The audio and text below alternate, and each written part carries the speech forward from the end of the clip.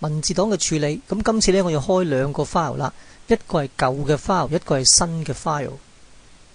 咁所以今次我哋需要兩支嘅 file pointer 啦。咁有個升 FP1， 有個升 FP2 啦。咁 FP1 係舊 file，FP2 係新嘅 file。咁於是呢，下邊我哋需要兩句嘅 fopen 啦。第一個 fopen 就開個舊 file 嘅，咁所以後邊有個 R 啦 ，R for read 嘅。咁而第二個開新嘅 file 嘅，咁有個 W 啦，就 W 就 write 嘅，就寫一個新嘅 file。咁 FP1 嗰個舊 file 就 zodiac.txt 咧，就關於星座嘅。咁而新嘅 file 叫 temp file。咁我哋將會咧就喺個舊 file 度咧就讀一行，然後就寫一行，直到寫完為止。咁最後咧我用兩個 fclose 去 close 翻嗰兩個 file。咁而中間咧要做嘅就要用個 while 咧，因為我哋唔知有幾多行啦，咁所以用個 while 去不停咁去 read 佢。咁只要個 FP1 咧未曾完嘅話咧，都繼續再做嘅。咁所以 while not end of the file FP1 咧，咁我就會做啲咩咧？就 fgetS 啦。咁啊讀入一行，將佢擺個 S 嗰度，最多攞100個字。咁攞完咗之後咧，塞翻斜零俾佢啦。咁如果 end of the file 嘅話，就跳走就唔再做啦。咁又將佢印喺個畫面上面。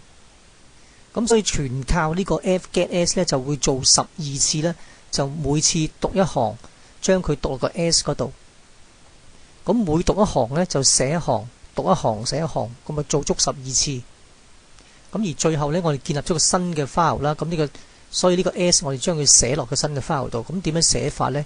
咁個方法同個 printf 好相似嘅。咁呢個用 printf 啦，咁呢個用 fprintf， 咁即係落 file 嘅。咁呢個咧就冇 fp2 嘅，呢個我哋加翻 fp2 落去。咁即係話咧，寫嘅時候就寫邊咧？就寫落個 fp2 度啦。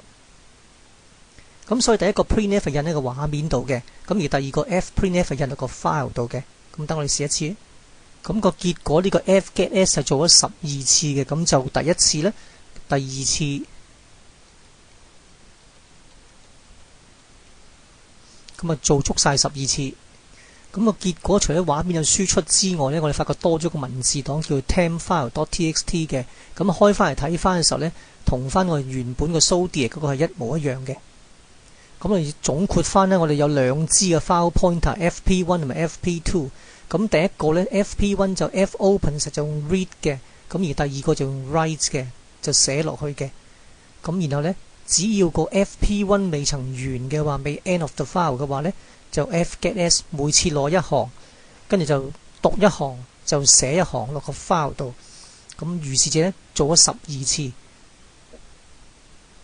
咁留意翻去 fopen 嘅時候咧，個 file name 唔好串錯字咧。咁另外呢個 R 咧就 read 嘅，一定要存在先開到嘅。咁如果呢個檔案唔存在嘅話咧，咁就會 error 噶啦。咁而第二個 file 咧要留意翻 W 嘅時候咧，就如果唔存在嘅話咧，佢會幫你做一個新嘅 file 出嚟。